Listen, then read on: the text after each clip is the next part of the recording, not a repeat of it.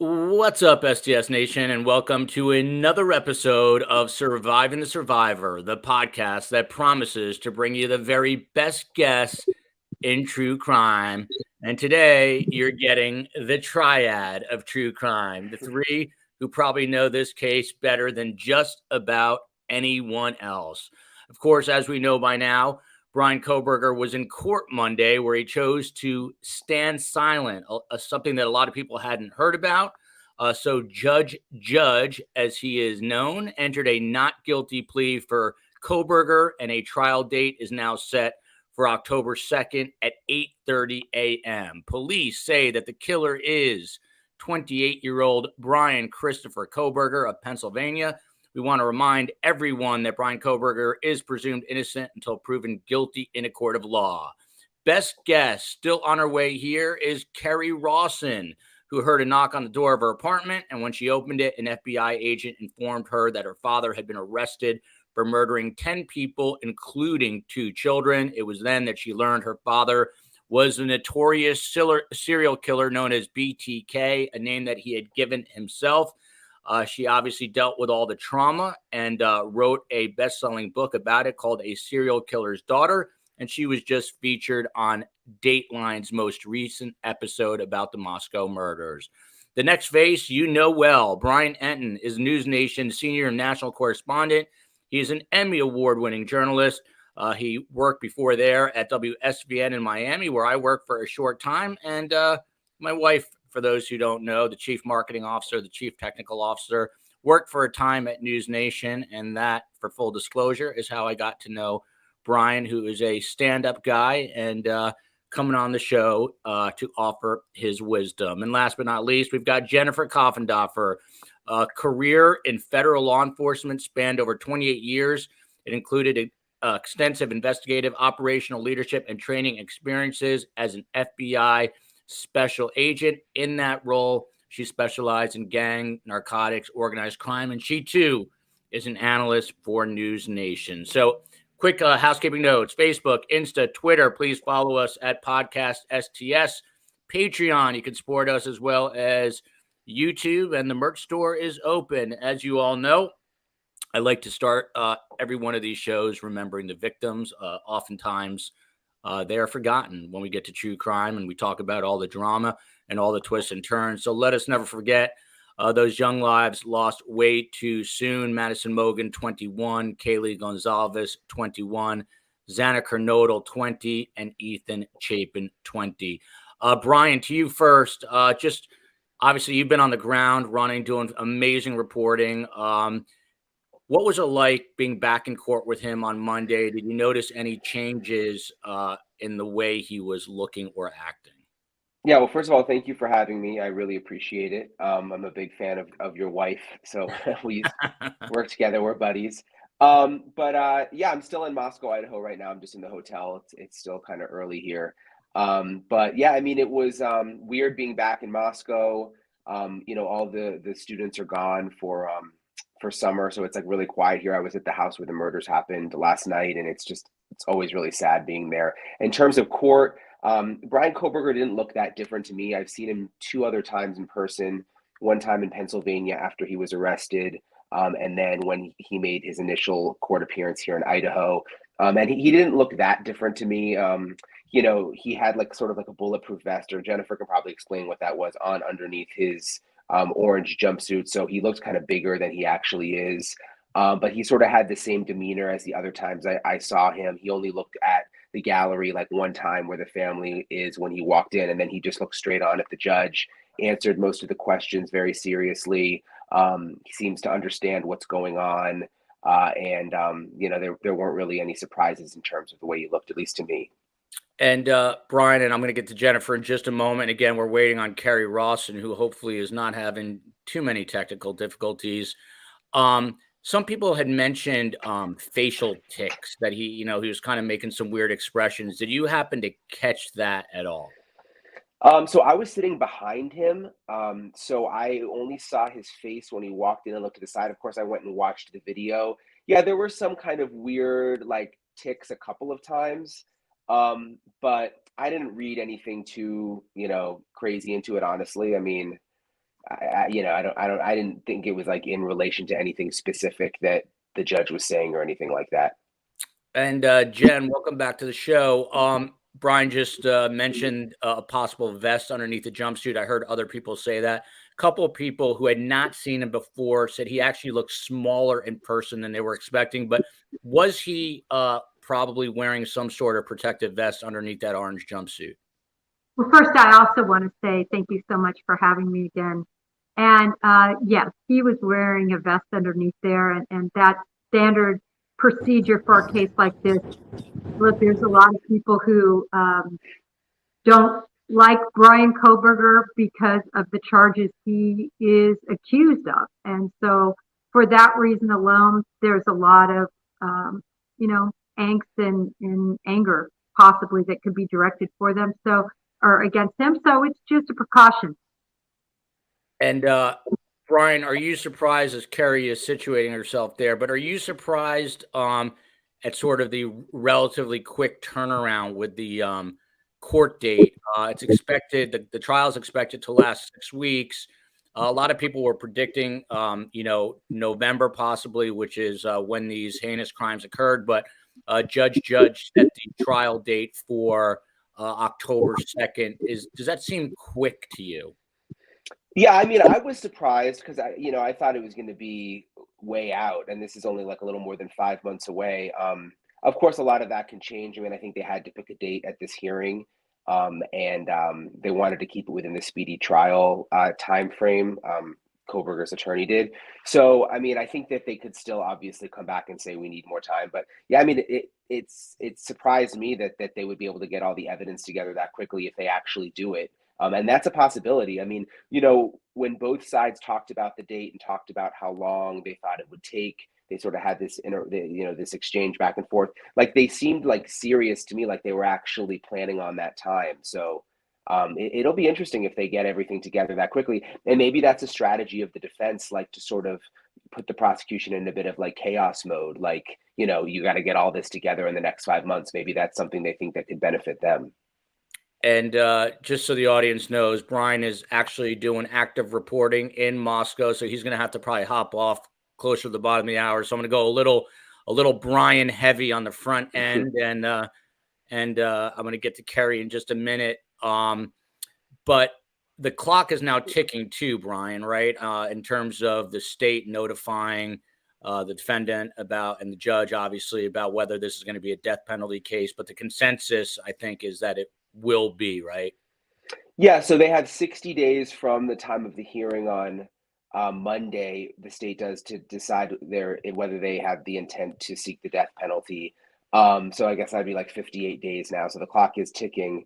And we don't really know what they're going to do. I mean, Steve Gonzalez, Kaylee's dad, has said that his family, he was on News Nation a couple nights ago and said that his family wants the death penalty. And he said that there are other families too in his camp, or sort of alluded to that. So, obviously it's not like the family's decision totally, but they get to give their input to the prosecution.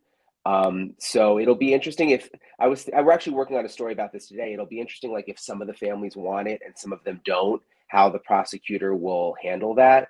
But ultimately, at the end of the day, it's up to the prosecution. They could take the family's input, but they get to make the decision. And I'm glad you made that distinction, because it could go down the middle. There's 4 victims here. Well, there's 6 really, but 4 that are deceased, and 2 of those families could say they want it. 2 don't. By the way, Bryan, do the surviving victims' families have a say in this death penalty decision? Not that I know of. I think it's just mainly the victims who were murdered. But I've been doing some research. Like in Idaho, there's only been 3 executions since 1977, and one of those people actually like voluntarily like didn't fight his execution. So really, only 2 in a way. So I mean, if they do go the death penalty route, it's like such a long road. It doesn't just mean that like he's going to get sentenced to death and that's going to happen very quickly. Like there's appeals every single time, pretty much. So I think that's something obviously that the prosecution will talk over with the families, that you're sort of signing yourself up for kind of a long, legal battle that could take like decades. more court appearances, more, I think that's something that they have to sort of consider.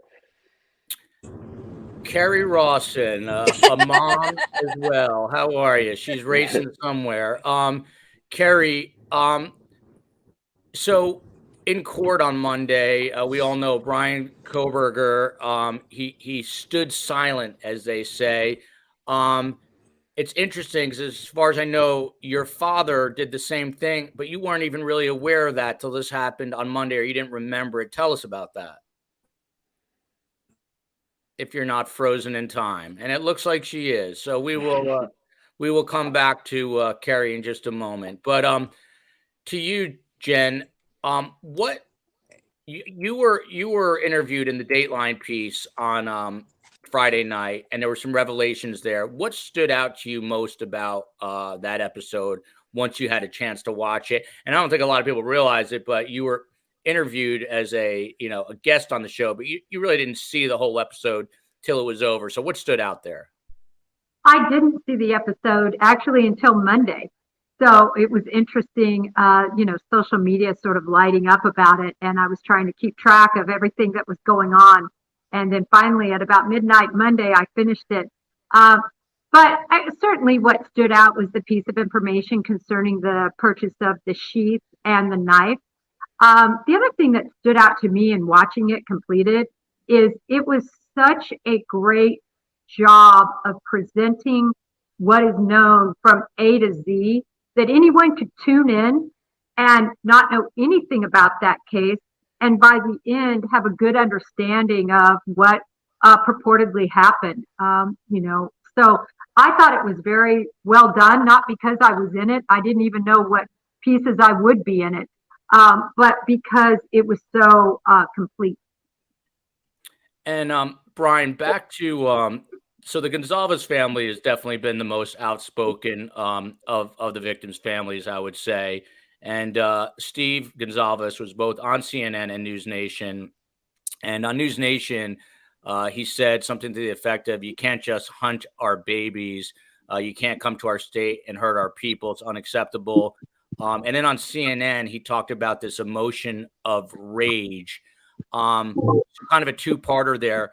In court, it was reported that he was really staring down Bryan Kohberger. Is that true? Was he staring him down? And what's the sense you get when you talk to Steve Gonzalez? Are they a broken family? Are they in the healing process? Is what he is saying here true to form, that they're really coming after Kohberger and making sure that all the evidence is true, accurate, and they want to pin him down to this crime? Yeah, I mean, they're first of all a really, really nice family. I've enjoyed getting to know them. They're really nice people. In terms of him staring down, I mean, I had my eyes on the family the whole time. I wouldn't say he was staring down Bryan Kohberger. I mean, they were all looking at him. It's not like they looked away. I mean, they were watching him during the hearing. It was really kind of emotional because Kaylee's sister Olivia had her newborn baby in court. And last time I had interviewed Olivia, she was pregnant. And so it was kind of a surprise to see her with the baby in court. And she had, I forget what those they're called, one of those things where you strap your baby to your chest, almost like a little backpack thing. Yeah. So she came in with the baby strapped to her chest and sat there, and the baby was sort of making cooing noises throughout the entire hearing. And I don't know why, that's the one thing I'm still hung up on, just because it was a really small courtroom. It's a really small building, and the jail is right underneath. And the courtroom only holds 50 people. So everybody was close to Kohberger, no matter where you were sitting. And I was just thinking about her with the baby and the family, and sitting near the man accused of murdering their loved one. And it was just this really just intense situation. But sorry, back to your question. They were all looking at him. No one really seemed to turn away. Some of them were crying. But again, it was just weird because as they were reading the charges and saying murder and stabbing, you could hear Olivia's baby making just those cute baby noises, and it was just made for a really strange, intense kind of emotional moment. Jennifer, back to you. What did you make, while we wait for Kerri to get a better connection, but what did you make of this whole standing silent, that he didn't want to enter a plea, that Judge ultimately had to do that for him. In your opinion, as a former FBI agent, do you believe that's some sort of, gamesmanship going on, that he was talking to Ann Taylor, his attorney, and it was done, with intent to sort of mess with some people's heads? Well, I certainly think it was done intentionally. That wasn't just an on-the-fly movement. I think he told Ann Taylor that he didn't want to enter a plea, and they agreed upon that. Uh, from everything I know, there's two reasons generally. It really doesn't have an impact on anything legally. The two things, the reasons that it's done is either one, because your client tells you, I'm not going to plead, or number two, possibly it can be used to, angle at a mental capacity issue. In Idaho, they don't have that, but they do have it for sentencing. And again, if this, the death penalty gets put on the table, it makes a lot of sense that they would want to wrangle for that, possibly. I've also understood some experts to say that it is really a in your face about the process. That may or may not be true, but I know it has no impact on the fact that he is officially pled not guilty.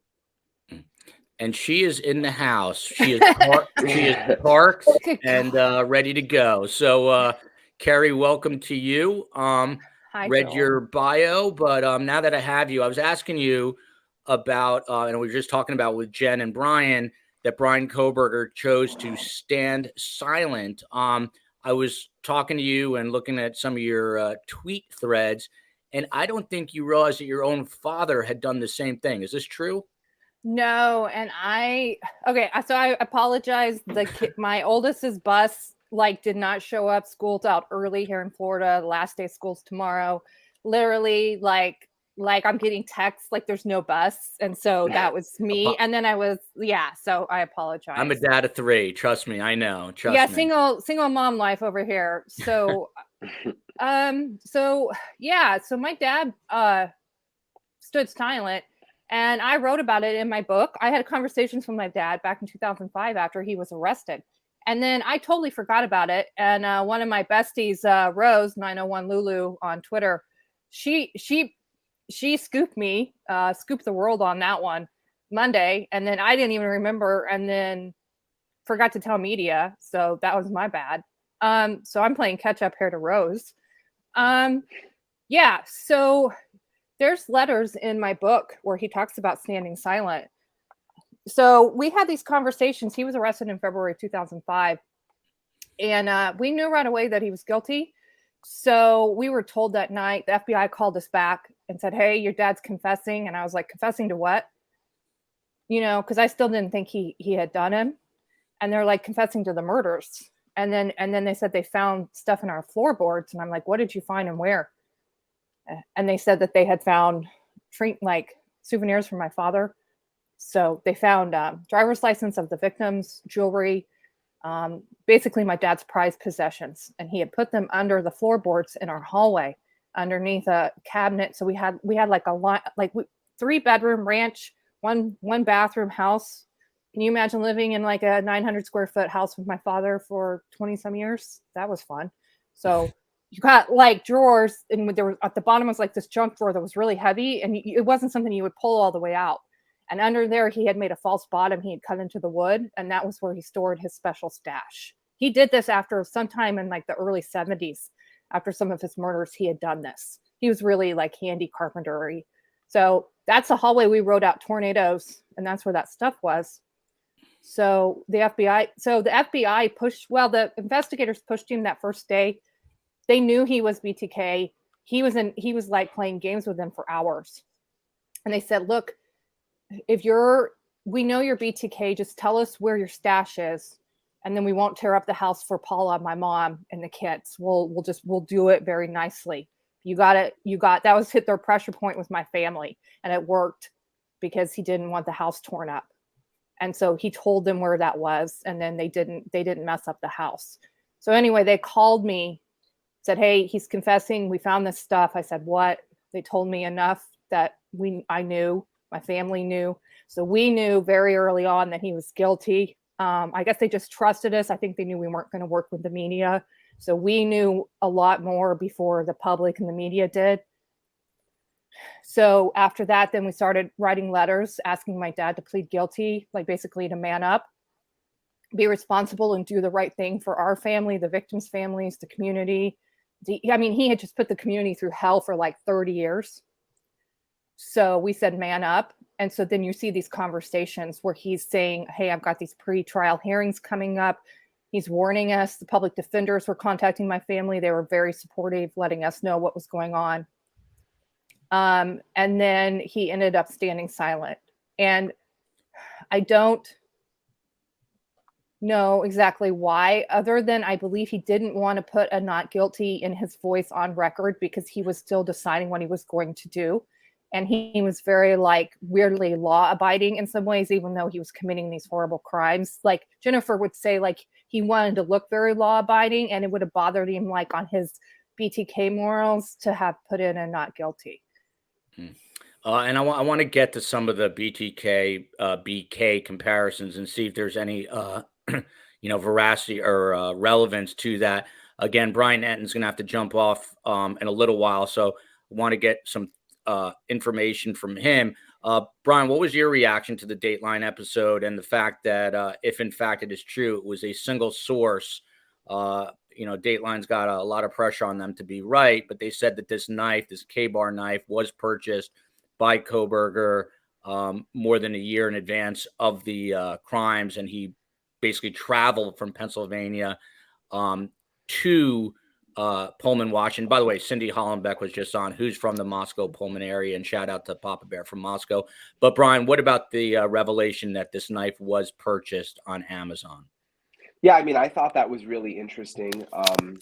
It's obviously it's Dateline, it's NBC News. I'm sure they do they have good standards, so I have no reason not to believe their source. I enjoyed the episode, especially because Jennifer and Kerri were on it, and there was some new information and stuff. But yeah, I mean that was an interesting tidbit. I mean, one of the things that's frustrating with the gag order with a situation like this is when a media outlet breaks something like that, it's really hard to then go and try to confirm it yourself, and it's just very tricky situation because no one will talk on the record. But I enjoyed the episode. I thought that was really interesting. There were a few other tidbits that they broke that I thought were interesting. What they said about the Kohberger's sister, around, I think it was around Christmas time, saying that she was suspicious of him. I found that also interesting and a little bit perplexing, just because my conversations with people associated with the family haven't really revealed those sort of conversations. But again, it's Dateline. I mean, I have no reason to not believe what they reported. So yeah, I enjoyed it. And Brian, and I'm going to have both Kerri and Jen weigh in on this as well. This was brought up, and then Fox News just wrote a story about it, basically confirming it as well, that Bryan Kohberger allegedly stalked a female classmate at Washington State University. This was months before the murders, even offering to put up a camera in her home, and then I guess basically mess around with the home. I'm going to get to Kerri on that because she thinks it's a bit of an escalation. What, if anything, did that? Yeah, we actually reported that on News Nation. Chris Cuomo did. It was several months ago, and I guess it was April 20th. Yeah, you Kerri reported it a month before Dateline.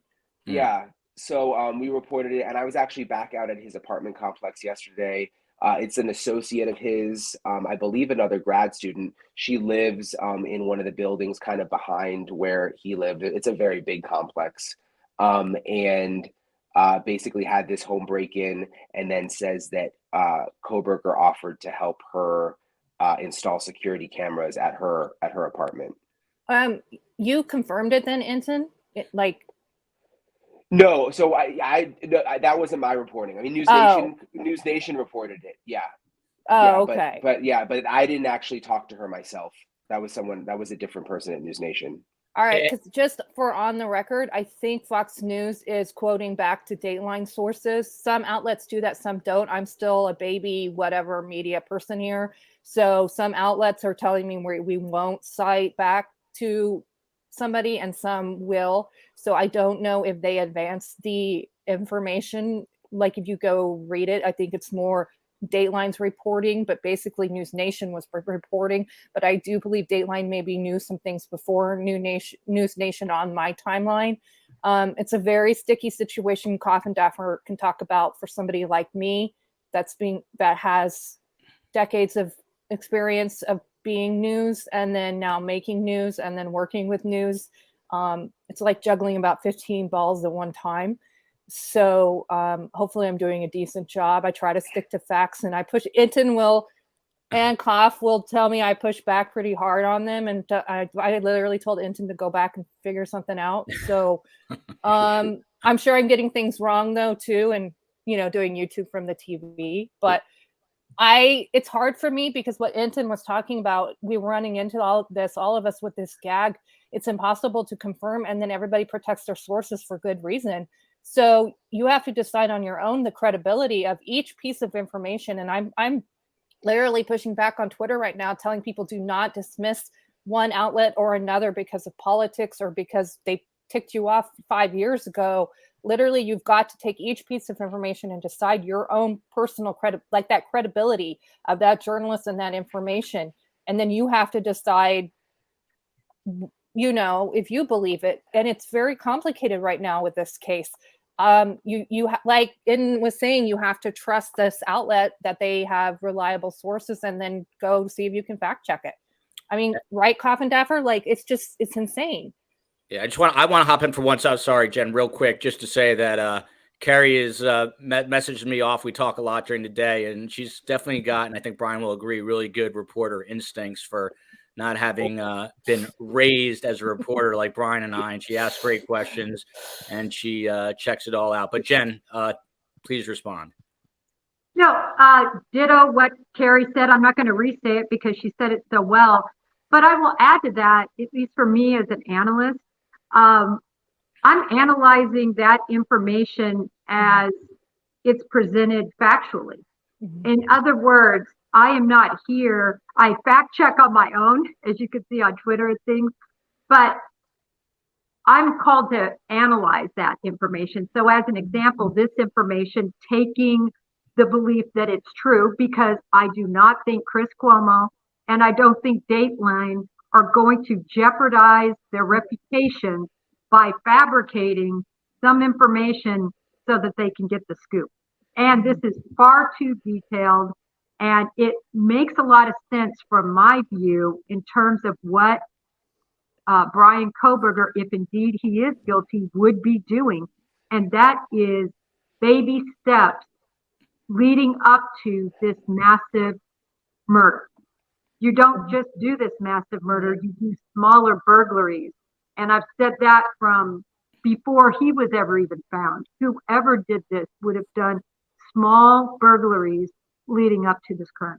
Yeah, and I want to circle back to that for sure. But Bryan, to you, a sort of a macro picture. What is it like in Moscow today as opposed to when you were there right after the murders? Have they kind of gotten their legs underneath them a little bit? And what's the latest with the house? Because I have a lot of crime scene investigators, evidence people, experts on here who say it's a huge mistake to tear that house down. But to the first question first, how are the people of Moscow doing today? Yeah, so it's a lot warmer now, so that's a big difference from when I was here last time. It's a beautiful area. I mean, I love Moscow. I mean, like, it's sad to be here for this reason, but it's a really, really nice town. It's really, really green right now. It's really quiet because they had graduation, so all the students are home. So, in a college town, it like becomes almost a little bit, feels like a ghost town in some ways. I think there's still, I go out to eat, I talk to people, I made friends because I was here for like a month the first time. So the people that I've talked to, they still think about it all the time. And this is the kind of thing that doesn't happen in a place like this. Really doesn't happen anywhere that often, thankfully, but especially here. So it's not like they're just going to be able to move on from it. I mean, the house is still standing, and it's it's like up on this hill. I mean, you can see it from the campus if you look up on the hill. So, it's a reminder all the time that it's there. Of course, the court hearing on Monday and like media from all over the world coming, just sort of like brings everything back to the surface for the people who live here. In terms of the house, it's all boarded up now. They've got a fence around it. There's like a weird little security hut outside with the security guard who sits in the hut. It looks really weird. It's like this weird blue hut on a trailer right out front. And they were going to tear it down. The landlord gifted it to the university, or donated it to the university. The university intended to tear it down. And now it seems like it's up in the air because some of the families have expressed concern that it might be a bad idea to tear it down, that the jury may want to tour the house. So I'm actually hoping to get some more information on that today from the university. They were waiting for a judge to clarify whether or not it should stay or be torn down. And they originally said it was going to be torn down during the semester, which is now passed. So it's we really don't know like what the plan is right now. And Bryan, a lot of people are asking this question, and I know you don't have the answer quite yet, but what are the chances that Judge is going to allow cameras into the courtroom, and are we going to be able to see this live, do you think, or will it be delayed as was Monday's hearing? I mean, that's a really good question. So it's a different judge from the beginning because it's now been moved to a different court. And so we don't really know. I mean, he doesn't seem to be a huge fan of the media, like based on the hearing on Monday with the gag order.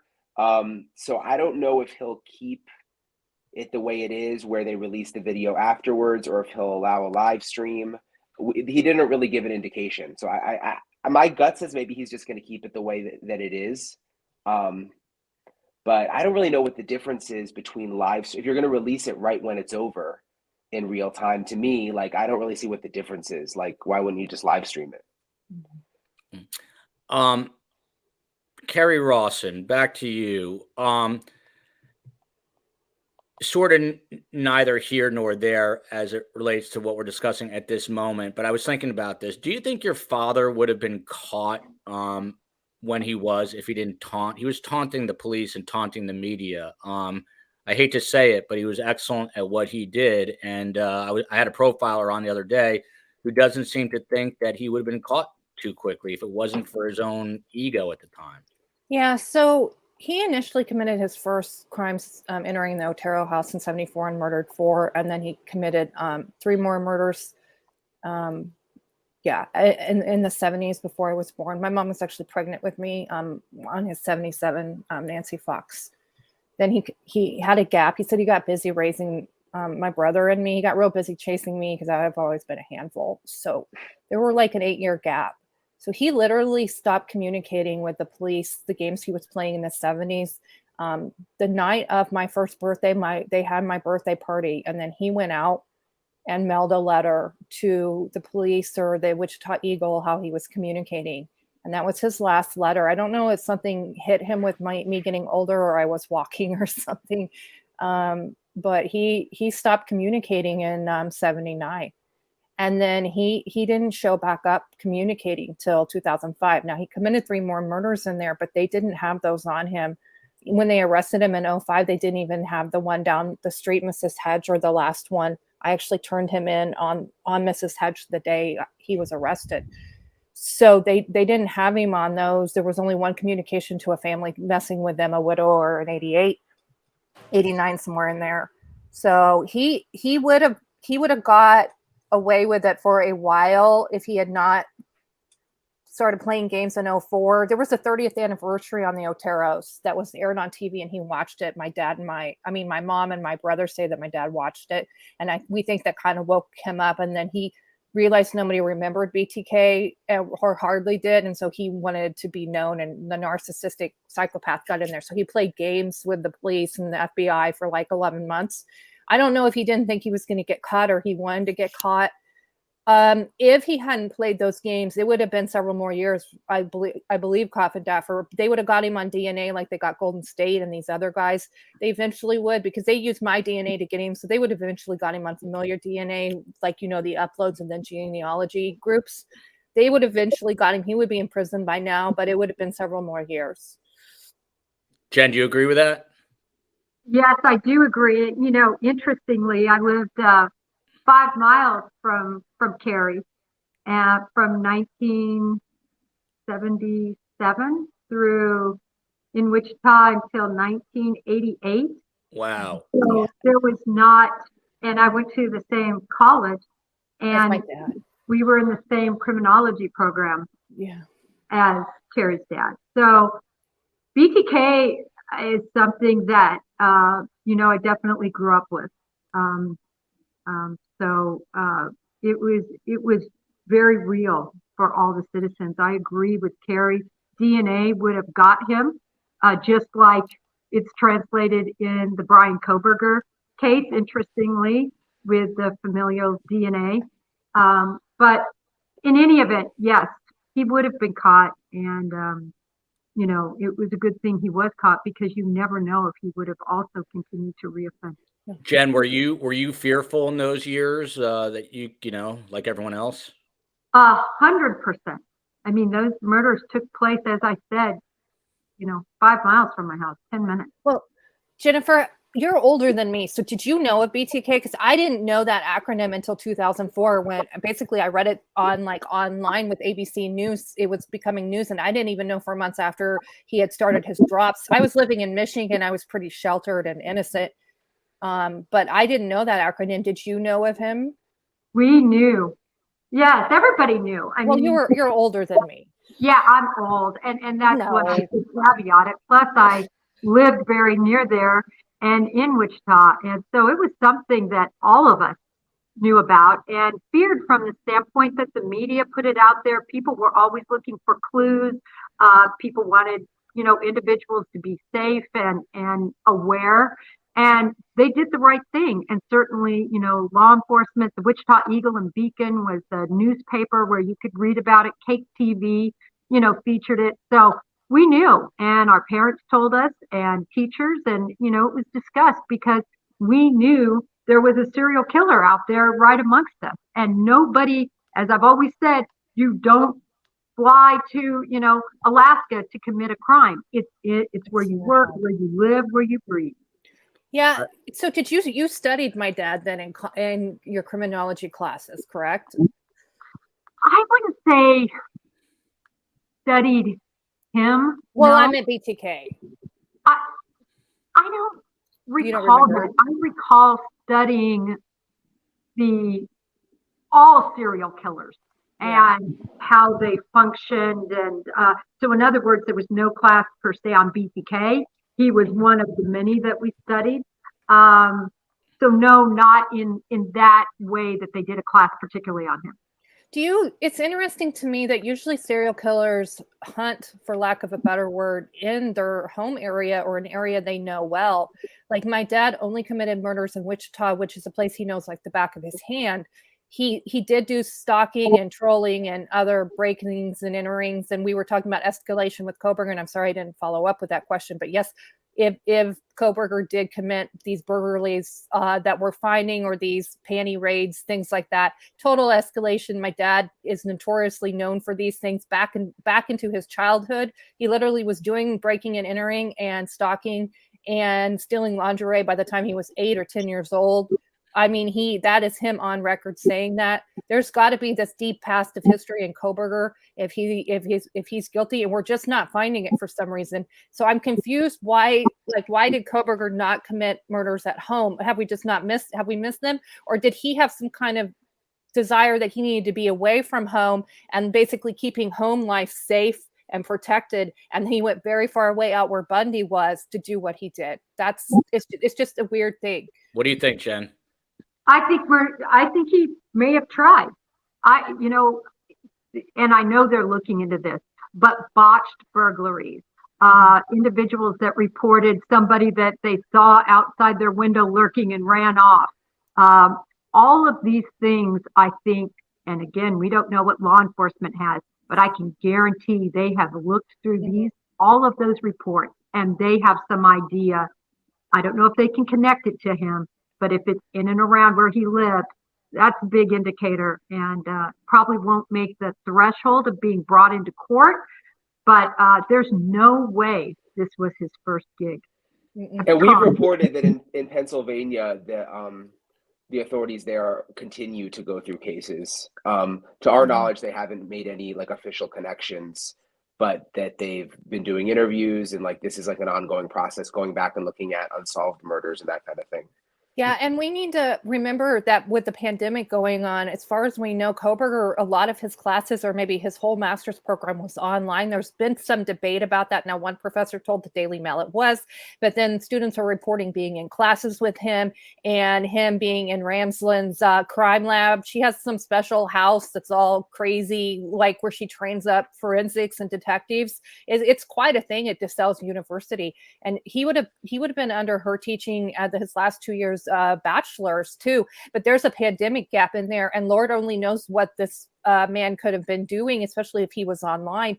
I mean, could he have been traveling around? I mean, there's people asking about an unsolved murder in Georgia, and I'm sorry I don't have the details on that. I'll see if I can get in. We'll look at it, but people are looking, and really we need to look outside of Pennsylvania. But I'm really hoping the FBI has done detailed interviews with his family to find out, okay, we don't even know where this guy was living before Washington. I believe maybe he was living with his parents, but we don't know. So hopefully there's a lot of deep investigation going on in what Kohberger was going on. And also, I just want to say about his family, that is an odd reporting from Dateline that they maybe suspected something, as Entin was saying. It just doesn't seem to track with everything else. I mean, again, that's one of those grains of salt you have to kind of like sort through, and we don't really have access there. So, you know, the credibility there, honestly, though, if my family had found anything or suspected anything, honestly, that we would have ran out the door with our lives and gone to the law enforcement, because the reality is with somebody like me, with a family member, when you find out that your family member is being accused of graphic, horrific murder, you feel like your life is on the line. And so when I was notified the day of his arrest, I went into extreme shock. I was shaking for 5 days. Somebody should have knocked me out in a mental hospital. Seriously, nobody did. Instead, they put me on planes and flew me home. And tried to hide me from the media. We literally were like running away from the media. No offense, Entin. You know, it's just your job. But I'm saying, like, I was afraid that my mom had been murdered, that my dad had murdered my grandma right that day. So I have severe PTSD, even though nothing physically happened to me. I'm a severe trauma victim from how I was notified, because the FBI, sorry, Jen, did not handle it well in my case. So honestly, it's just, we have to support Kohberger's family and be in their corner, and hope that if they did find something, they should have gone to law enforcement. And I'm going to get back to Jen on the tentacles of the investigation, which I'm sure are far-reaching and into Pennsylvania and his family. Bryan's got limited time, so Tali in Israel.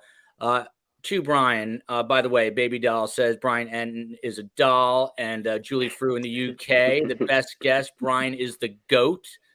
All the way to the UK. So sweet. But Tali says, after all your great coverage of this case from the start, do you think the case is more close to your heart than others? Was it hard for you seeing the families or Bryan? And Bryan Entin, how does this rank? Obviously, you made a big name for yourself with the Gabby Petito case. You covered Lori Vallow Daybell. When this actually goes to trial, where will this stand in terms of the hierarchy of high-profile trials?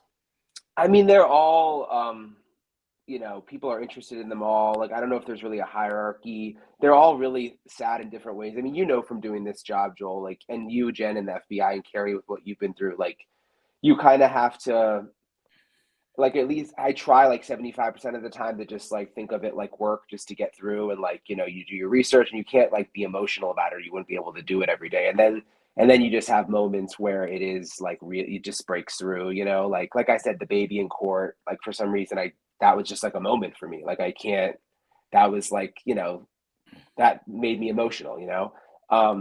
But so, you know, in terms of, I think they're all sad. I mean, just in different ways. It's, you know, there's no really way to say one is sadder than the other. It's just, you know, I think it's like, people who follow these cases online and on Twitter, and who are like true crime enthusiasts, it's like you forget that these are real people sometimes until you're like in court and you're like feeling that moment, you know? So, that's why, like, when people are, and people should be critical of the media and like question our sources and all of that. But like, for people who actually come out here and like are in the courtroom and meet the families, it's like, you really think that we're going to like go and make up sources or, I mean, like, you wouldn't be able to sleep at night. I mean, it'd be, like, so I don't know. It's easy. Yeah. Yeah, your credibility would be gone completely out the window with a family like mine. Like early on, there were stories being made up about my DNA or that I had turned in my father. I mean, I did on one case, I gave them some information, but there were a lot of stories that's still out there on the internet that I walked into a police station and turned in to my father. So say you're that reporter doing that, you're never going to work with me. You're never going to get anywhere near me if you're putting out that much bull crap. So even now, 18 years later, people like Entin and his colleagues work hard at, establishing credibility in their jobs, but also stick with victims and are like strong victim advocates. And the public's not seeing 90% of the work people like Entin or Coffindaffer are doing.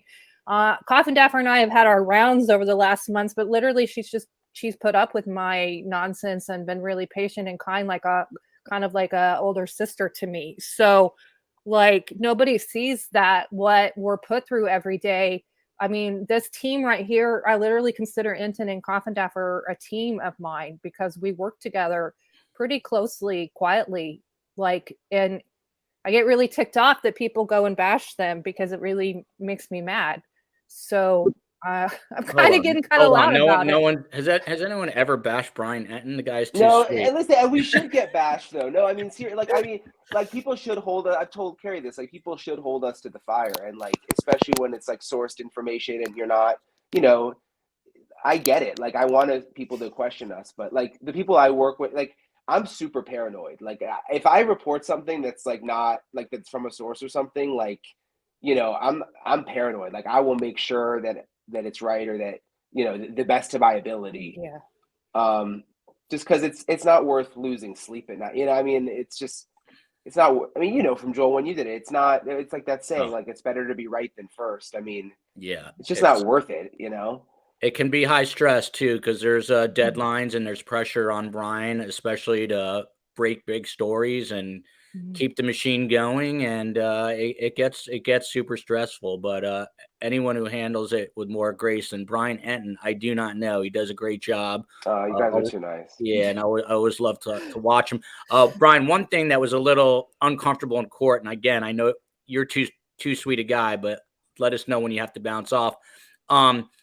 The judge had a little trouble pronouncing some of the victims' names, speaking to taking heat. Was that an awkward moment in court? Was it uncomfortable for people that he was some people said he was breaking down a little bit emotionally. I watched it a bunch of times. I didn't see that. I just saw that he had a hard time pronouncing the names. Was it uncomfortable at all in court? Yeah, it was uncomfortable because it wasn't just one time. And I was just like, oof, like you just get that feeling like, oh, this isn't like good that he had mispronounced the names. And the family clearly had like facial expressions and then like upset about it. And then when it was over, I saw Olivia, Kaylee's sister, say to like one of the court workers, that was disrespectful that he mispronounced the names, which I can totally understand. And I mean, you know how it is too, like in this business, like you can write them down like phonetically. Like, I mean, there's ways to like make sure you've said the names right, but at the same time, I interviewed like a long time colleague and friend of the judge's yesterday for a story we're working on today. And, I've heard good things about this judge. I mean, everybody in the community says he's an upstanding guy. He probably was nervous. So, I mean, I hate to like, be too hard on him for that. I wonder though, just personally, because he's really taken like a real, people have been very critical of that on social media and it's been all over the place.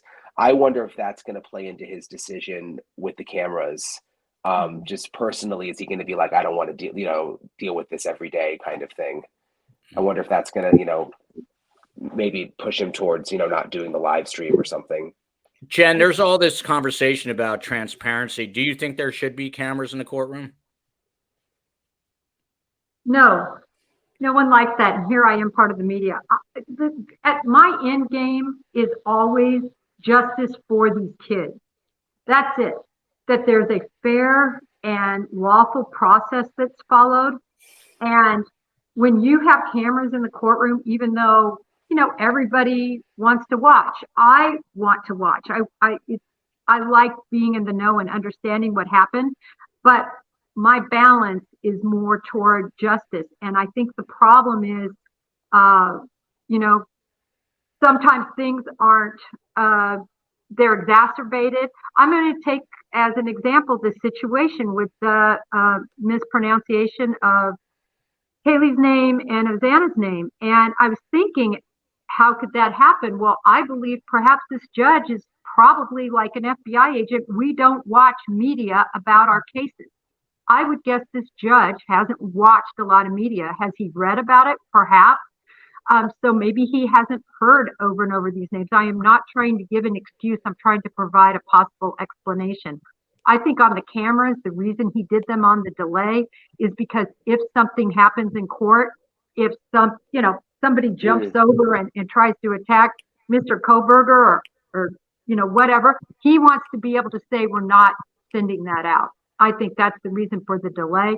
I think that all of this blowing up that he's going to know about is definitely, I agree with Bryan, is going to deter him more on the side of no cameras. And I don't keep the gag. Sorry about that. And the judge is he didn't seem too pleased with the media in terms of this gag order, and I believe it's gone as high as the Supreme Court. But Kerri, back to you. Were you going to say something? I didn't mean to cut you off there. No, you're good. And I totally agree with Koff about the judge, because I have a hard time pronouncing things because I'm a reader. And so phonetically, like Bryan was saying, if I haven't heard it spoken and I don't note that in my head or write it down, I will get it wrong just because of my own somewhat disabilities I have in that way. Regarding Kohberger, if you go back, there's a 2-minute clip of where the judge is going through the offenses, the victims' names, and he's reading a long number of, I don't know, like whatever law Kohberger broke. Sorry, Koff would know that. And if you watch the video, it's the cameras run on Kohberger and his jaw, he's just mad, like sort of like this, and you can see veins popping. And he looks like my dad, like he's just like, I'm like, oh my God, is he going to jump out of this chair and like attack somebody? And then he's mouthing like Xana, and then he's annoyed. He's really annoyed with the judge for having to read that number every time, and getting. So I don't know, is he annoyed because he got the names wrong, because like the judge messed up his precious victim, like he would consider these victims his prize? Or is he annoyed that somebody is just not getting something factually right because it would annoy my father? Or is he annoyed that he has to sit there and listen to the judge and that he's lost all control? I don't know. Somebody maybe we're just going to have to see. But his whole body language was telling me that he was barely in control. He did not want to be there. And I expect this to be an ongoing thing with him. Jen, you're a professional observer of criminals. Do you see the same thing that Kerri saw? Yes, I do. And I'll take it one step further. And I know there's been so much made of him standing silent, but this was a chance, whether there was some sort of scheme legally, which I still can't figure out what that would be, because at the end of the day, it's not a guilty plea, but he gained control. And I've said this, can you imagine him listening to a judge say for each count the words, not guilty, not guilty?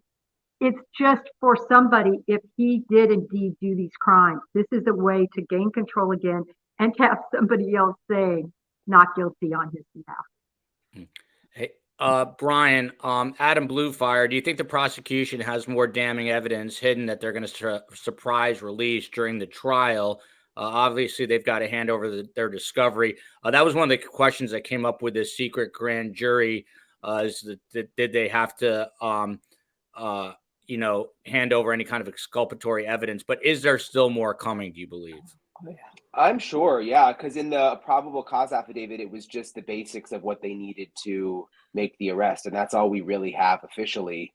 So I think that I mean, Jennifer would know better than me, but to me, what I understand, that's just the basics. So I think there's probably a ton that we don't know. Terabytes. They said they Yeah. sent like terabytes of data. Somebody said that would be like 23 full-length movies or something, or Yeah, it's like 51 terabytes. A lot of people attribute that possibly to like an Alexa in the house, but we don't know that yet. But well, all the cyber stalking and all the warrants. I mean, Jennifer, there were like 70 warrants or something that went out to all of the social media of the girls, Ethan, the survivors, Bryan, and then they would look at that and then they would pull it and then they would send out more warrants for like say 10 people. All of that cyber records, all of that has to be entered into the record. There's just insane amount of data here. I have a feeling they have a mountain of evidence and Kohberger is completely and totally done. I've said that from day one, and I'll go on record. I will eat a shoe if he's found not guilty, and I'll do it on Joel's show.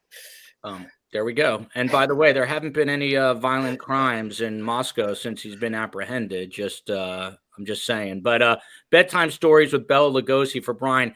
Do you think the baby coups, which you've talked about a couple of times, Bryan, affected Bryan Kohberger? I saw a reaction, but I'm on this side of the screen. Did you happen to notice if he noticed it? I don't know. I mean, I'm sure he noticed it because you could hear it, and it was picked up on the audio of the camera too. I mean, it was like kind of loud. And it was such a small room, so I'm sure he noticed it. I don't know. I didn't see any like specific reactions to it, but I'm sure he noticed it.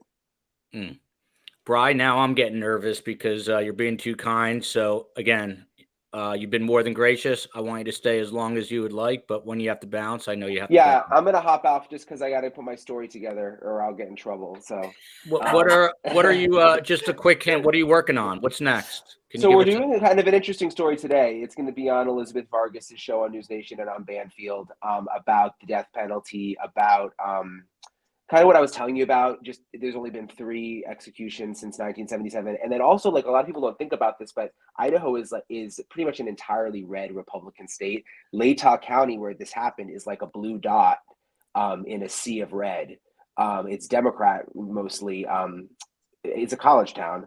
So whether that could have an impact on, I mean, the prosecutor is a Democrat, whether that could have an impact on, why he may want to keep his trial here, because, typically Democrats are more against the death penalty. So a lot of people think that he'll want to move away from here, the trial, but could it actually be in his best interest to keep it in Latah County? So we're kind of looking into that tonight too.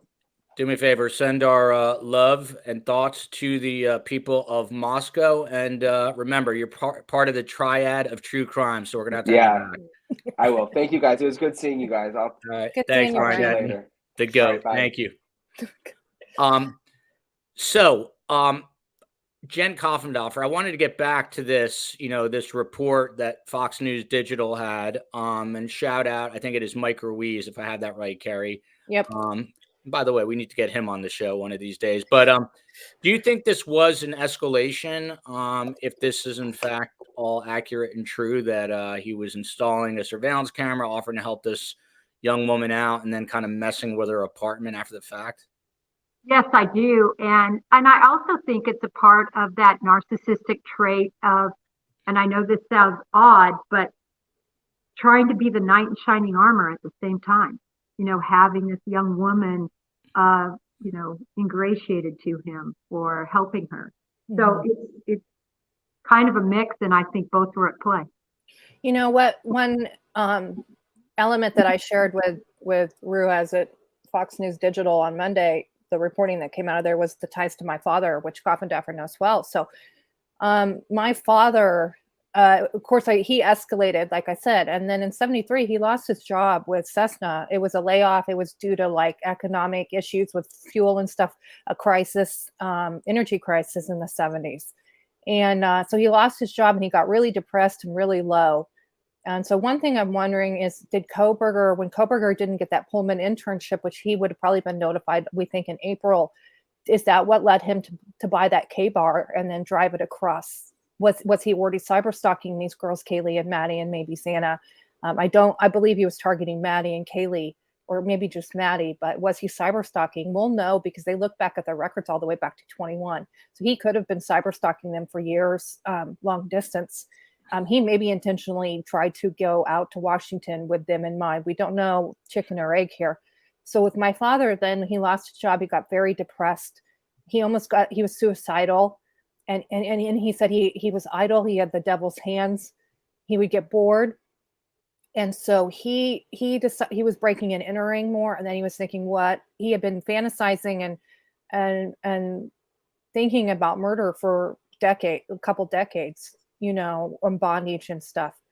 And so he had this fantasy. And so he tried to kidnap a bank teller outside of Twin Lakes. Jen knows what I'm talking about. There's a big mall there at Twin Lakes in Wichita. And he literally tried to kidnap a woman in a parking lot and put her in his car or her car. Well, good for her. She fought back like a hellcat. That's what my dad would say. He would say these women fought like hellcats, and he taught me how to do it too. So he literally tried to kidnap her while she escaped. So he still had to go in that bank because it was my parents' bank at the time, and he had to disguise himself to go back in that bank. So he was doing this 2 months before he was stalking the Oteros, which he started doing when he was driving my mom to work at the Veterans Hospital. She had been in a real bad accident and broke her back before they were married. She was very scared to drive on ice. So when it was snowy and icy, he would drive her to work. And so they drove by the Otero house, and he said, well, maybe this will work. This will be my project. And so he fixated, basically he would troll for victims, potential ones, and then he would stalk, narrowing down.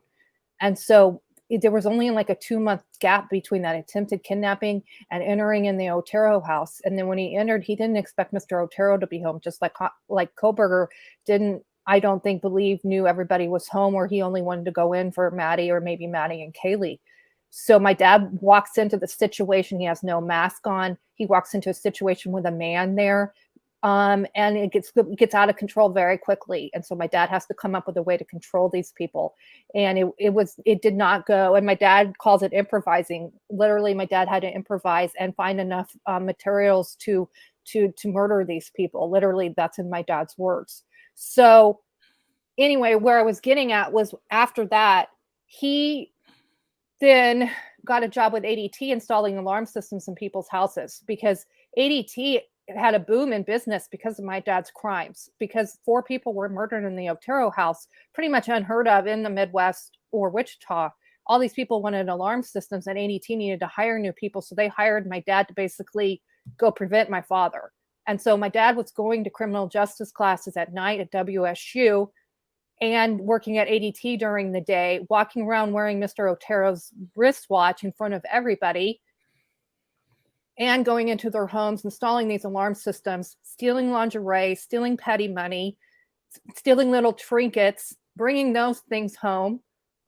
Sometimes he would put these things on display. I think he had Joseph Jr. Otero's radio possibly in our house, in his bedroom when I was growing up. I'm not ever going to be able to confirm it, but that's the reality of my life and my father's. So I have no doubt that if we can actually prove with a police record or an interview or something that Kohberger did this to his colleague, it fits right in Kohberger's MO. Absolutely. We just need to see that facts. And Jen, I want to get back to you about some of the kind of profiling aspects of this for the remaining time. But Catherine Drew has a question for Kerri. Can you ask Kerri how her older sister is doing? Followed by this comment. BK's family must be going through a hell of their own. They're victims too in many ways. How is your older sis? I didn't even know you had one, Kerri. I apologize. And is the family now asking themselves, should we have seen something? Why didn't we see something, et cetera, et cetera? I have one brother. I have an older brother. He's 3 years older. He was in the Navy at the time my dad was arrested serving his country. Now he went to WSU on a scholarship. After that, and now he's working. So he leads a private life, and that's the limits of what I can say. And we'll just put it on record that I do my best to protect and wall off the privacy of my family, because everybody can deal with this how they want to. And hopefully, I know I'm the loud one over here, but I try really, really hard to wall off and protect all of my family. And I will continue to do that the rest of my life. Regarding Kohberger's family, absolutely hell. I mean, the 4 victim families, the 2 survivors, the 2 survivor families. I've said it. There's 7 families here, guys. There's the 4 victim families, the 2 survivor families, and Kohberger's. Okay, my family is the 8th family. There's the 7 families that my dad took loved ones from, upended their lives, generational, altering generations, because you're taking lives from people. Now they don't have children. Now they don't have children. They don't have careers. They don't influence the world. So it's generational impacting, and it impacts these communities forever. Okay. Moscow, Idaho is not okay. I'm getting backdoor reporting from reporters. It is not okay. People do not want to talk. The sororities and fraternities are not wanting to talk. People are not well. There is a lot of trauma going on, continually trauma going on here. And for Kohberger's family, altered the rest of their life. They probably don't even know if he's guilty. They maybe know more, they maybe don't. Okay, as far as we know, they zoomed in to the hearing. It's a very long way to travel for a few minutes, very expensive. There's no funding for that. The law enforcement is not going to pay your family to do that. I did not ever travel for my dad's court cases. There is no way in hell I would have been able to handle being under that scrutiny with the media, and then being there with the families. Do you know what that does to you when you're being told that you're not just your father, but like that you're somehow responsible for your father, but somehow that my mom was responsible, that I was responsible, that everybody with the last name Rader was responsible. Literally, like, I have family members that had to retire from their jobs early to get peace. People that had to move, people that had, like, we had to have our medical records sealed because people were going to dig into all of that.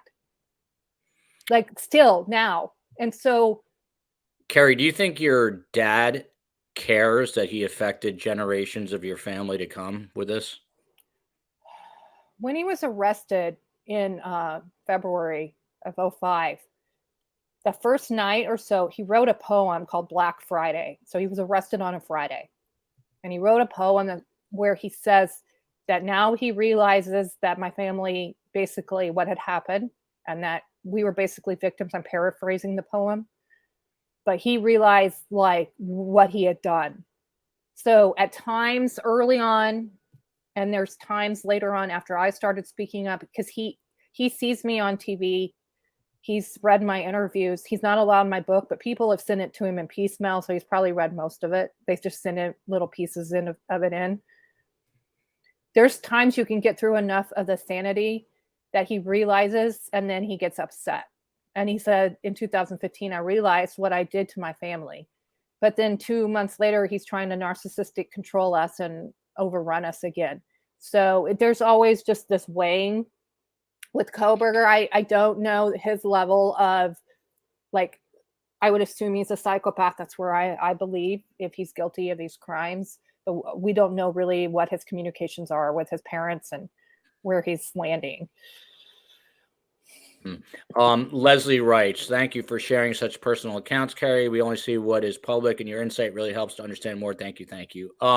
Jen, to you, have you given any more thought to a potential target here? And something that stood out to me in the Dateline episode, and I brought this up, is they interviewed a fellow student from DeSales University, a female, who said that Bryan would stare at her.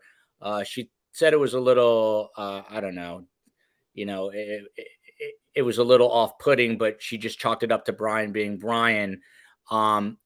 But what I thought was interesting is her name is Madison, and there's a Madison Mogan here. Is there any way that he was targeting a woman named Madison, or is that pure coincidence? Was that to me? Yeah, to you, Jen. Okay, sorry, you faded out for 1 second there. Or just in general, have you given more thought to who he was targeting here? Yeah, I've given a lot of thought to this. I mean, just even early on, before Bryan Kohberger was ever arrested, somebody who does a crime like this is enraged. This is a crime of loathing, in my opinion, what you can't have. Mm-hmm. To me, he's an incel. These are my opinions. And it wasn't that her name was Maddie. It had nothing to do with their names, in my opinion. It had to do with what they represented. Beautiful, blonde, vivacious, attractive, very physically appealing to the eye. All of that just completely encompassed what he felt he couldn't have. And that day he had them. They couldn't say no. He controlled them. And after that, he really owned them. And back to you, Jen. You know, in the Dateline piece, they talk again about Papa Roger, who's this mythical figure online that was posting things that allegedly only the killer would know. Your take on Papa? Obviously, Kerri and you have talked about it quite a bit. Oh my God! Jennifer is the best rabbit hole partner in life. Like, I literally, it would be my dream to like work at the FBI and be a profiler. I would never pass the physical. I would die in like 30 seconds. Plus, I'm too old now. But like, it is never leave the office. Yeah, no, I prefer to work from my couch. But literally, so right after Idaho 4, Coff called me, and she said, "Hey, I'm a Kansas girl." We talked for like 2 hours while I was like driving around, like just talking the, you know, but there's a word for it, but like we were talking about everything. And then Coff and I were down in a rabbit hole the whole time before Bryan was arrested. And now we rabbit hole Papa Roger and other cases. And Coff's like the best person. And oh God, I caused her some grief too, but we're good now. So by the way, Papa Bear, not Papa Rogers, in the house. She is a friend of the show, and she's in Moscow, Idaho. So special shout out to Papa Bear. But what about Papa Rogers, Jen? Papa Roger. I think I will never, it could be 10 years from now, we could be talking about a completely different case, and I will show up with a Russian uniform on with my side profile. Look, Papa Roger, from the onset, when I started reading his posts, bothered me. I have looked at every post, probably many times. I've tried to disprove that Bryan Kohberger isn't him. That's my goal right now. And I've been working on it. Unfortunately, every time I think I've figured out that he isn't, it comes back to he is. I'm on the fence. It makes every piece of sense in the world that it is him, not only by what he said. It's not just the sheath comment. The sheath comment is this much. It's this much that really we need to talk about with Papa Roger. It's a lot. But if your question is, do I think Bryan Kohberger used Papa Roger to communicate with social media about his crimes? My needle is way to the right that yes, it's him, but I'm still at a stopgap because of three main things. The others I've been able to dispel now, but one is the fact that on the profile it says her. Mm-hmm.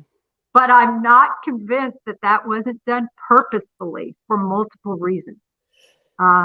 Number two, he has a very odd post that he sends to the it's an Indiana school board about budgeting. But I'm very close, I shouldn't spend time on this, to popping a connection there. And we're close. Breaking news and Papagate.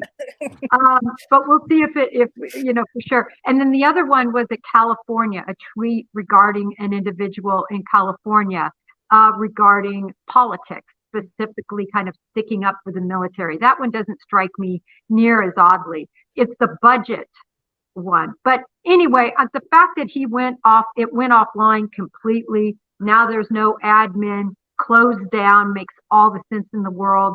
Why is it important to the case? It's important to the case, not the bread and butter of the case. It's important regarding the psychology and the psychological profile of Bryan Kohberger. And believe me, if Papa Rogers was him, this will be studied ad nauseum in every profiling and college and everything else, because he'll be the first one we know of that used social media as opposed to what BTK did, writing into various media outsourced. I mean, to me, that's why I'm a little bit sidetracked with it, down my rabbit hole. Yeah, I'm going to push back a little, just because. So what we're trying to figure out, and I both Koff and I were sending out tweets this weekend trying to down those rabbit holes. I have not seen a social media post from Papa Roger dated earlier than 11:30. So my question then is 11:29, the Pullman police tied the Elantra to Kohberger. Now I'm getting verbal reports that Papa was in that group starting 11:15, but I have no screenshots dated before 11:30. So if you are watching the show and you have a Papa Roger screenshot dated before 11:30, please DM it to Jennifer or me or both of us, because it would be very helpful. So you do? Do you? Did you ask me for that? I don't remember you asking me about that. Okay, so no, I don't know. Who knows? We're talking all the time. But I guess the other thing I want to push back with Papa is he's got the bodies wrong. So before the PCA, before the arrest, he's got the bodies in the wrong places, in the wrong rooms, and in the wrong positions. Now, would a narcissist do that, or would he do it to throw it off? I don't know. But he had the dog separate. No one knew that the dog was in one room and that Kaylee and Patty, he has them in the same room, just imposed wrong, left to right. Yeah, but didn't Steve, Kaylee's dad, somewhere mid-December mention that the girls were in the same room? But I don't think we knew where the dog was. He did mention they were in the same room, but I believe let's look at this one. I think, as I recall, I had this all 100% where I could answer almost any Papa Roger question, but I've let it rest for several months, and then Dateline brought it all back up because, their sourcing is that it's him. Yeah. By the way, real quick shout out here to Lauren Malloy. Thank you for all your unique perspectives. Having an advocate, survivor, former FBI agent, media titan all together really does prove best guess. Carm cut out is icing on the cake. Lauren's mother, Lori Malloy, was found dead about 30 years ago. She believes it was a murder, and she is working on this case. And I think Jen would be very interested in it. And her body was exhumed, and she's on like day 110-ish or so of waiting for these results to finally find out her mother's fate. And she's you need to get Lauren on. If you need to bring Lauren on. She does. You need to get Lauren on. Yeah, Lauren, you hear that? Kerri's saying we've had her on, and we'll bring her back on. We will certainly do that. A few more things, Jen Coffindaffer and Kerri Rawson. What about this story? Dateline kind of threw everyone a curveball with the story. This, I think she's a student who reported to police that she had a suitcase in her car. The suitcase was rummaged through, and a pair of panties were left on the passenger side. That doesn't seem to be at a time when Bryan Kohberger was actually in that area of the world. Jen, what do you make of that? And does that give the defense sort of a red herring to work with? Well, it depends. Again, he was an online student as far as we know. I know there is mixed reporting. It's crazy. It's amazing the people that come out of the woodwork with quote unquote facts. I know you have to get barrage, Kerri. I get barrage. And about probably 75%, I know right off the top of my head is our fault. And then there's about 25% I'm like, oh my God, I'm going to have to check into this. But anyway, if he was indeed traveling, then they're going to know. They're going to know if he was there. I think it was in April. And it certainly would fit, again, that type of activity that you would do in advance of this. And it was the Alpha Phi house that was just located down the hill. So it makes all the sense in the world, but I'll agree with you, Joel. If it's not connected to him, if he wasn't there at that time, then there's somebody else odd, because that woman was extremely believable. I believe it happened to that young woman. And so then, was it a prank or something else? We don't know.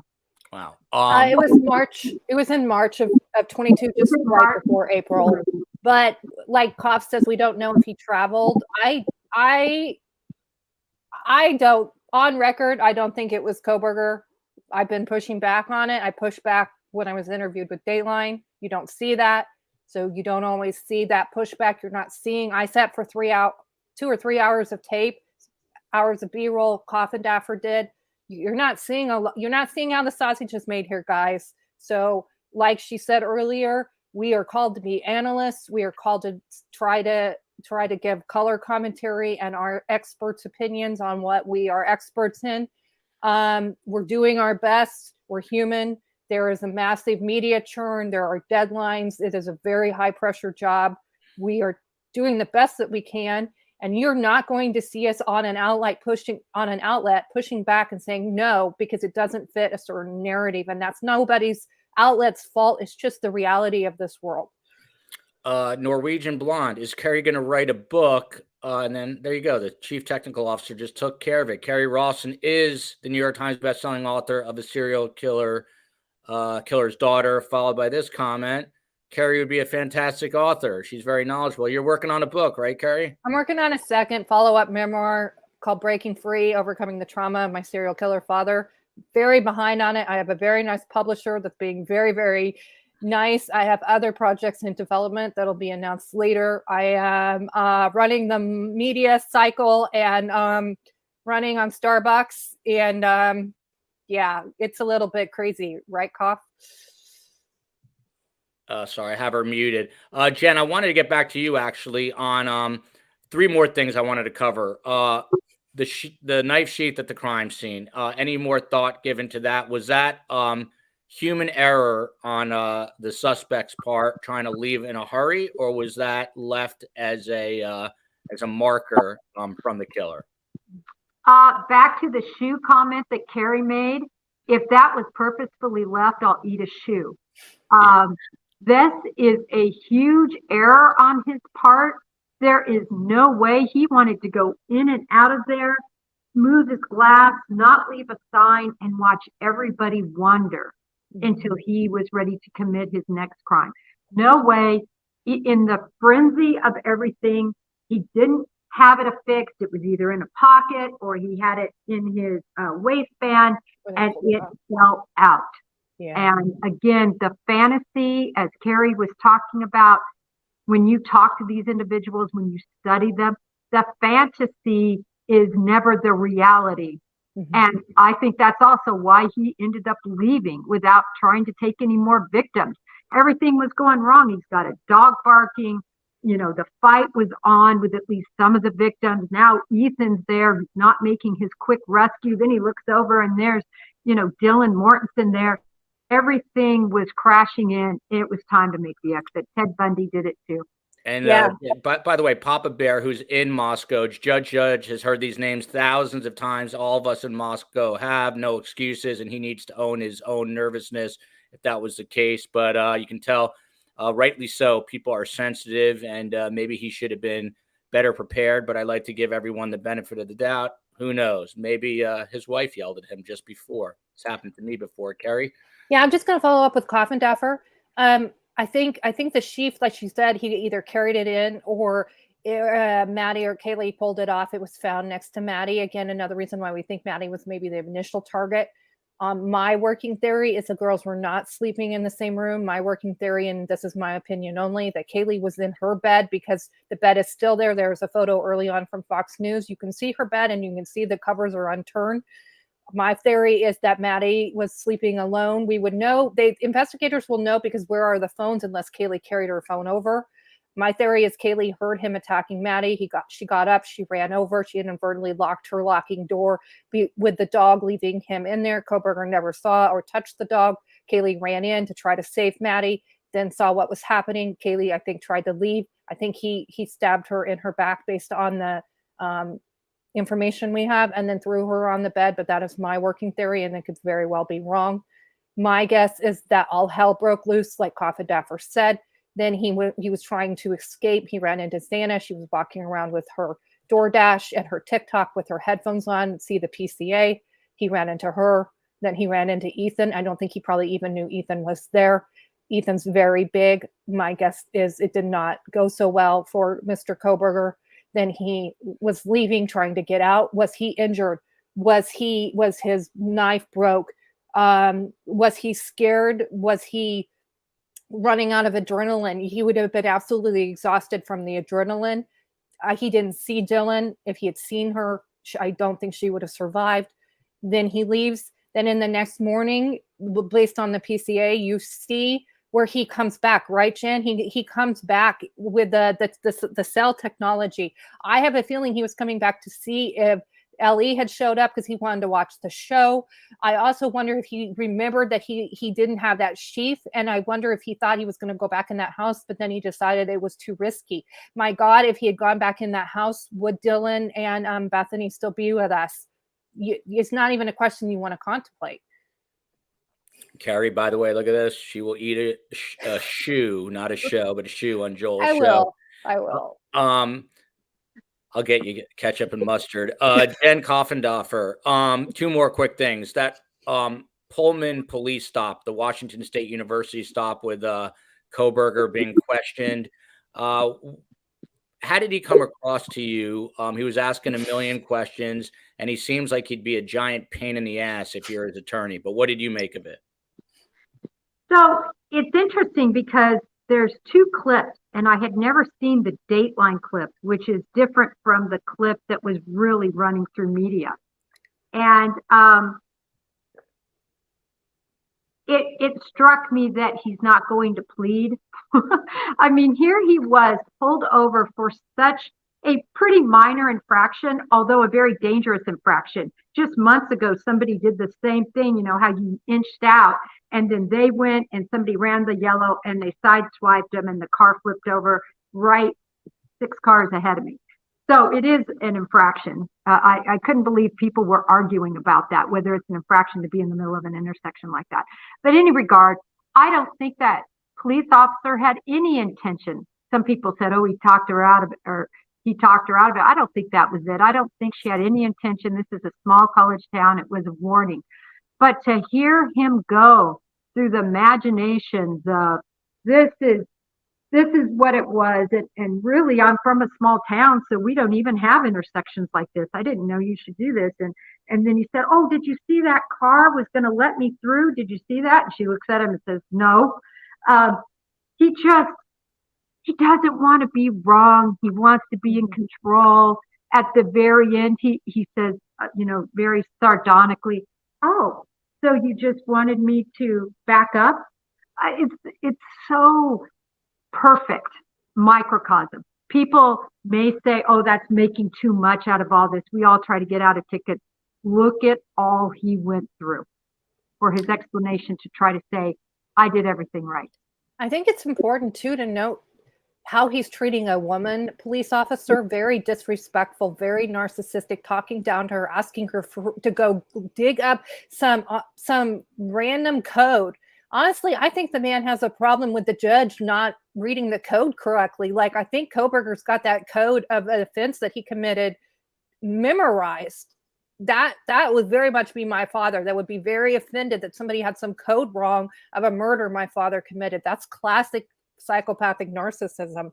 And honestly, if you go look at those 2 tapes of when the law enforcement pulled him over on his way to Pennsylvania at Christmas time, or, post college, he's scared. Like he's rattled that they're pulled him over, and he's like, oh, yes, sir. No, sir. No. Like my dad would do that too. So my dad would shift when he was talking to law enforcement and no, sir. Yes, sir. But then if it was a woman, my dad would be all like condescending and mansplaining. Kerri, did they ever test your father's IQ? Is it very high? So there's been testing on him, and then people will ask me to get them the testing, and I'm like, good Lord, like there's lines here, people. I would say he's probably reasonably intelligent. I would say at least somewhere like 110, 130, somewhere in there, like not genius level.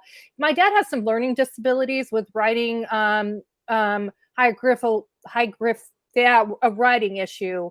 My dad was supposed to be left-handed. In kindergarten, the teacher reportedly tied his hand behind his back. Literally, that's where his biting and torturing could have come from. So good job, teacher. He was supposed to be left-handed. I'm left-handed, so that messed up his brain.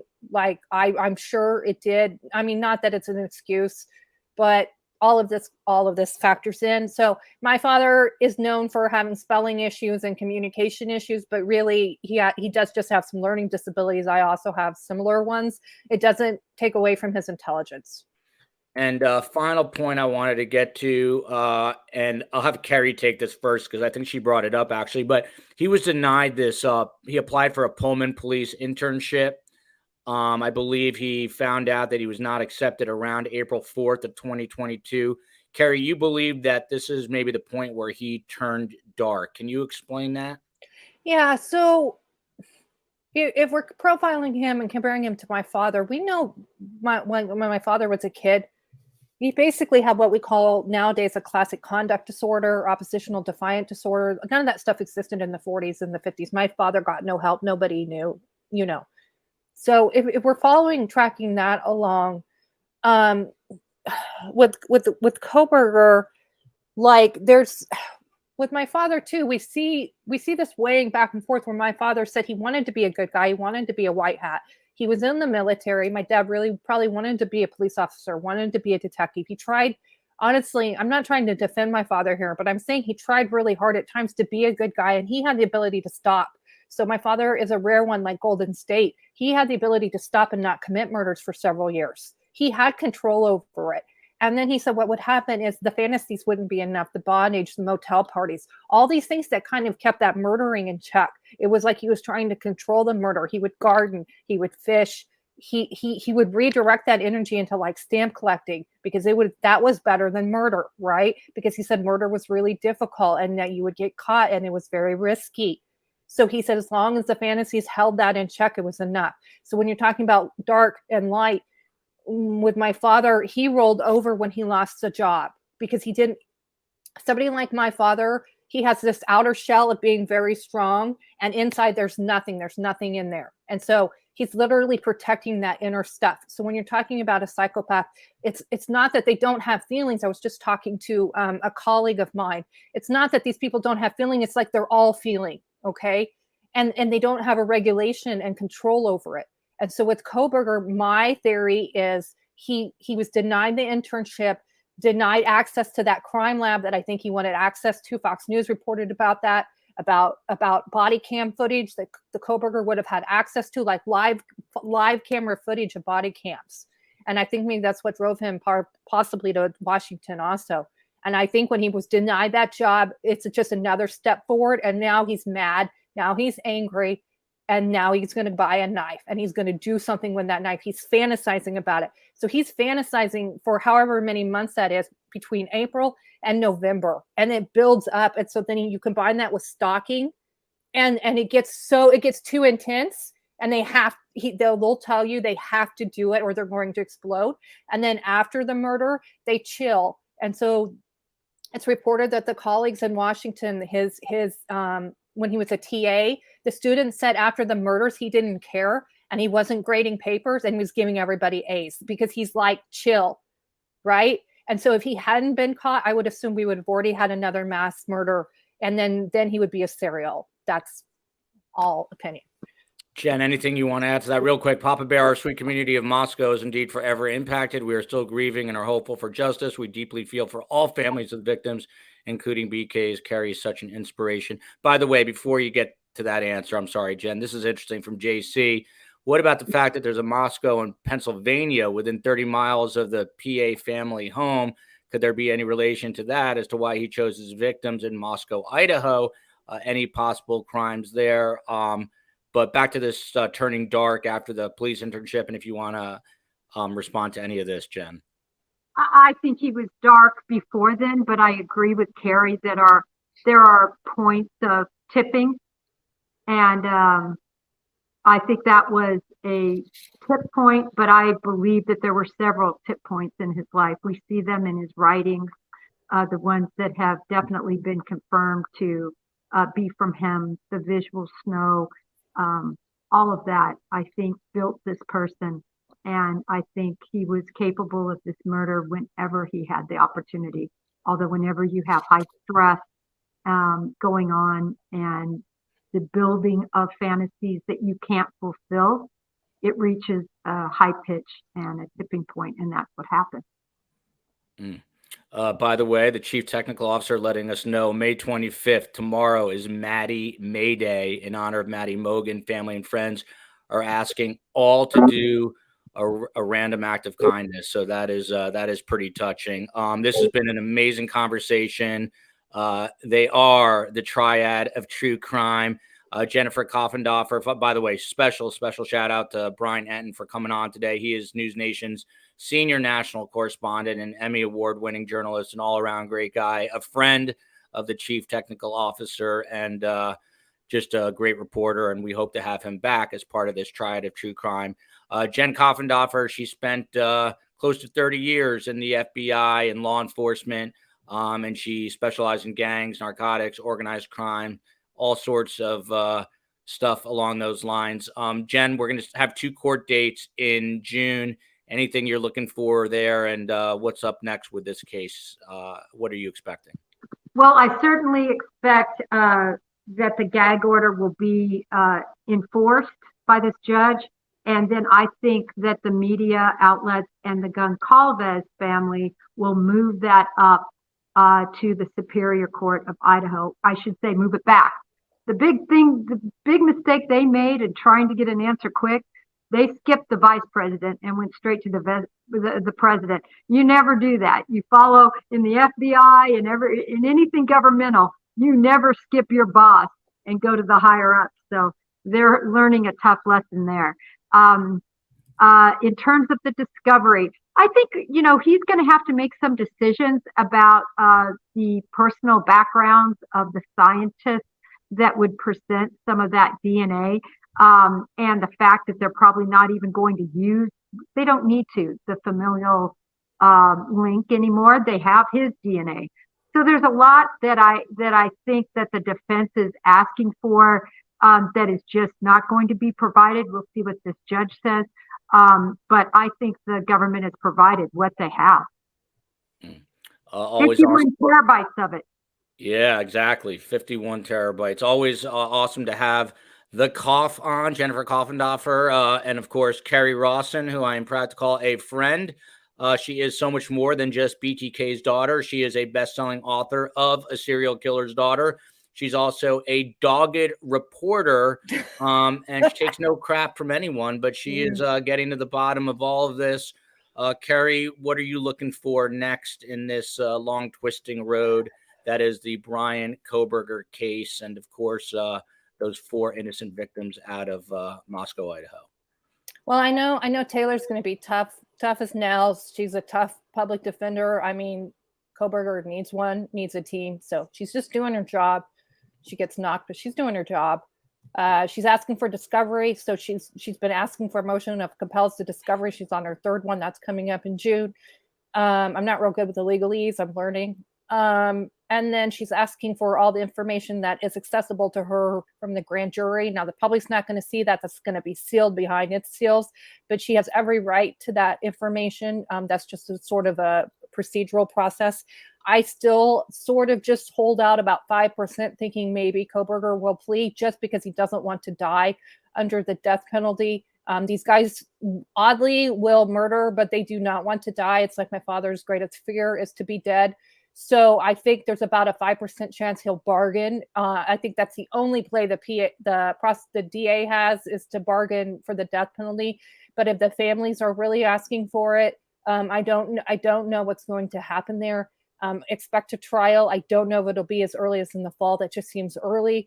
I guess from the victim's side, all of these families, the 7 families, they got to dig in, take it day by day, hour by hour. They need to normalize. They need to get into trauma therapy now. They need to build support systems. People need to rally around all 7 families and leave them alone, leave their privacy alone if that's what they're asking for, or give them a platform if that's what they want. And then it's just digging in and taking things a day at a time and being in communication with law enforcement, defense attorneys, DAs, your own family defendant, family member. It's just taking things a little tiny bit at a time. Eye on the ball, right? The ball here is justice for these kids. That's the ball. So just focus in and do that, and then try to live life as you can around all of this insanity. Well said. Take time out for yourselves, everyone. Really appreciate it. Thank you, Maribeth. Thank you for another amazing episode. If you love the show, please tweet out the link or post on Instagram. The best thing you can do is tell a friend. We would be very appreciative if you did that. We will be back tomorrow night, 7 p.m. Eastern time. And not going to tell you what the show is yet because I don't quite know, but I'll let you know as soon as I know. I've had a couple of snafus about tomorrow night, but we are getting to the bottom of it. Until then, love you, America. Love you, Moscow, Idaho. Love you, Australia, Canada, the UK, and everyone in between, far and near. Until next time,